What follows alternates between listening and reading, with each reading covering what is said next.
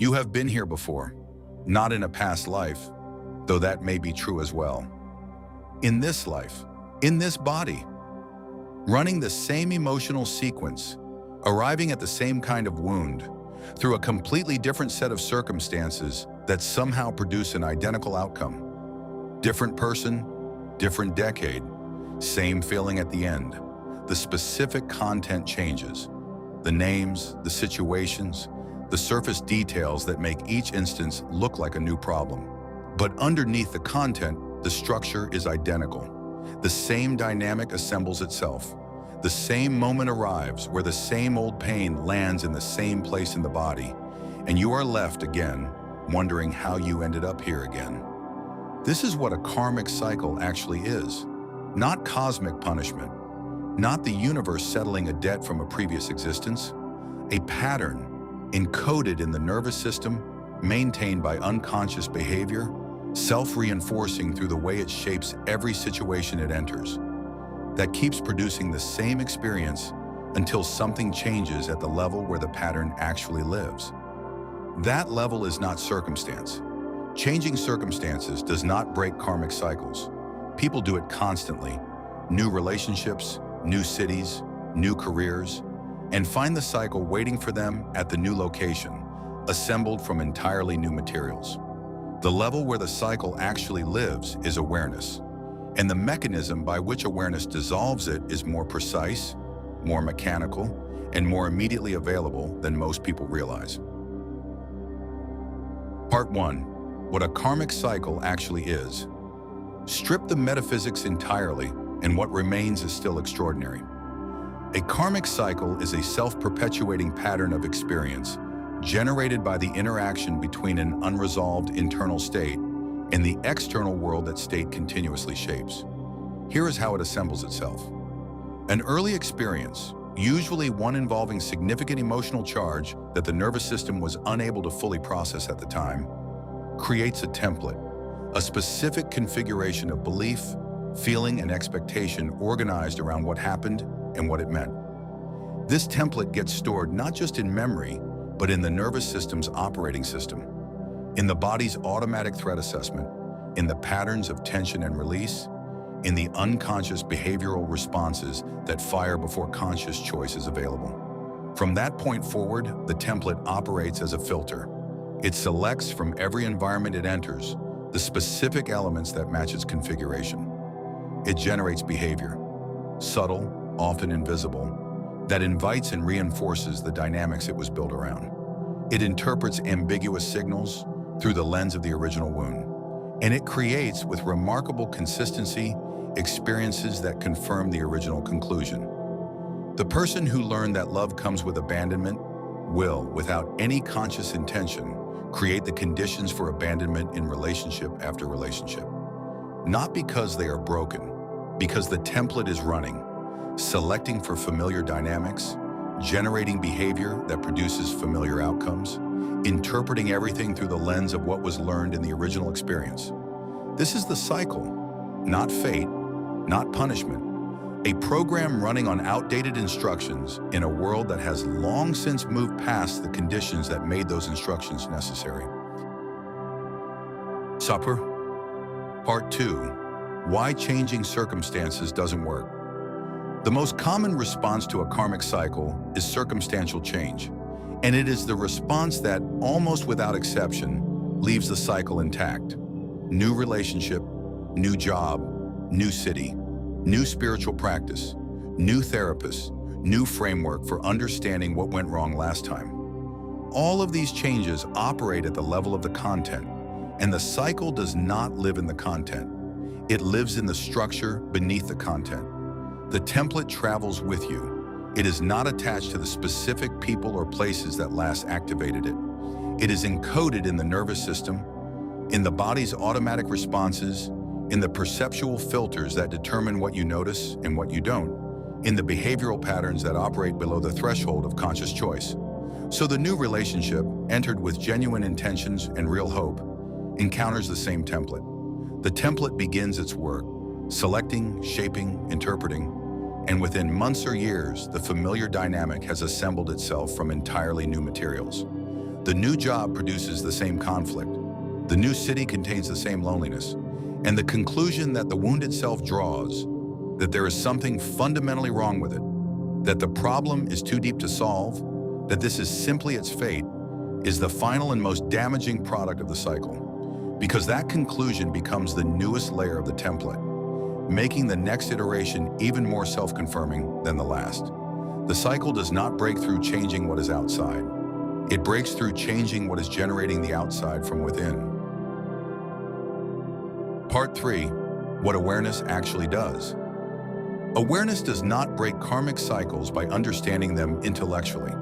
This distinction is critical, and it is where most approaches fail.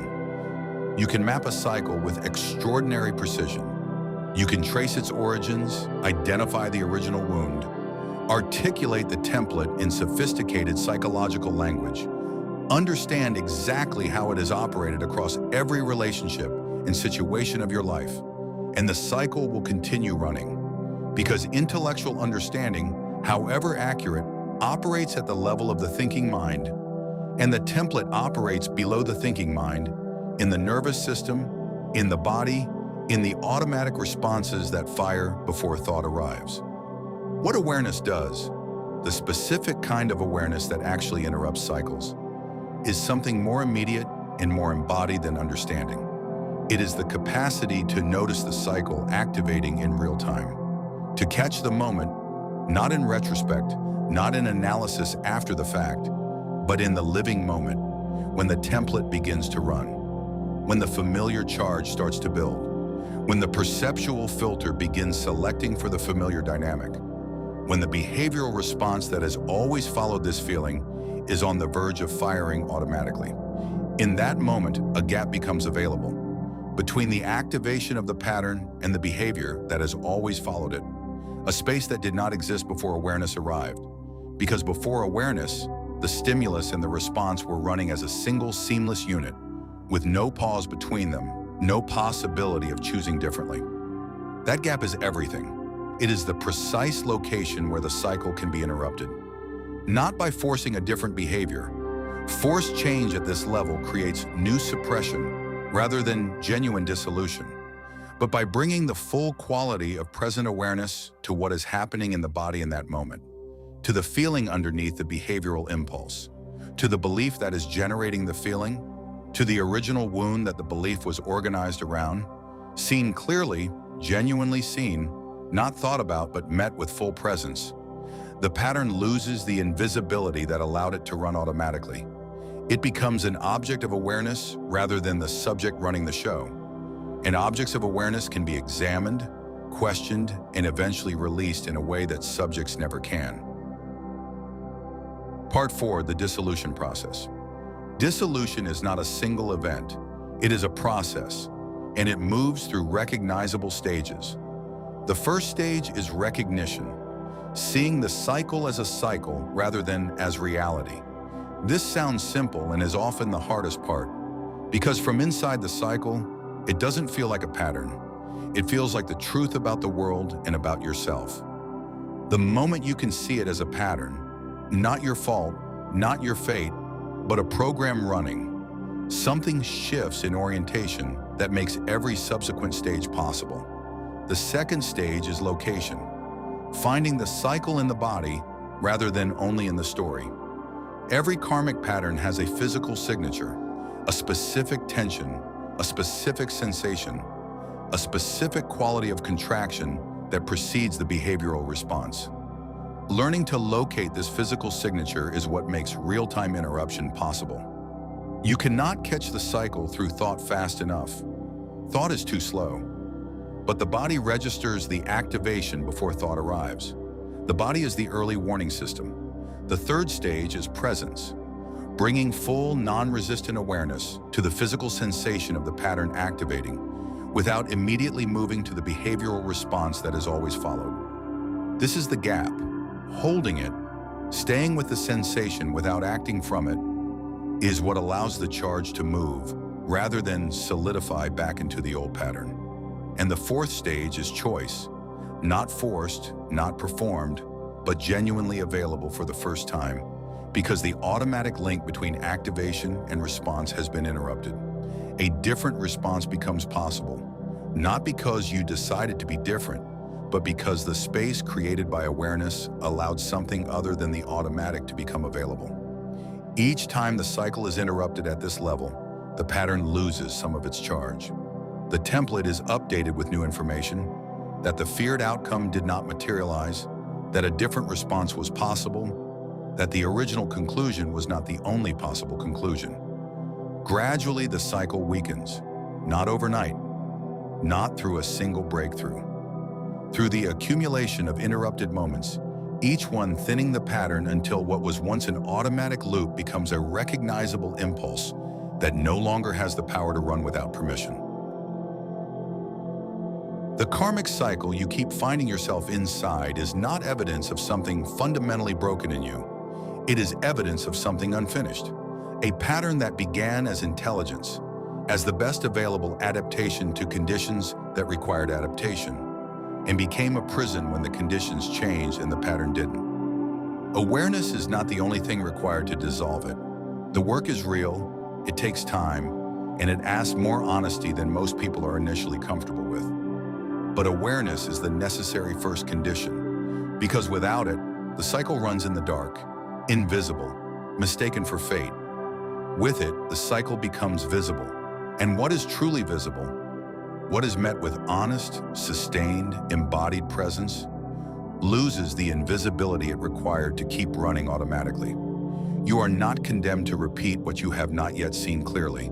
Seeing clearly is the beginning of the end of the repetition. And the seeing, the real seeing, the kind that lands in the body and not just the mind, is available in the very next moment the cycle tries to run. That moment is always now. If this named a pattern you have been living inside without fully seeing, share it. Someone in your life is running a cycle they cannot see from inside it. This might be the outside perspective that finally makes it visible. See you in the next one.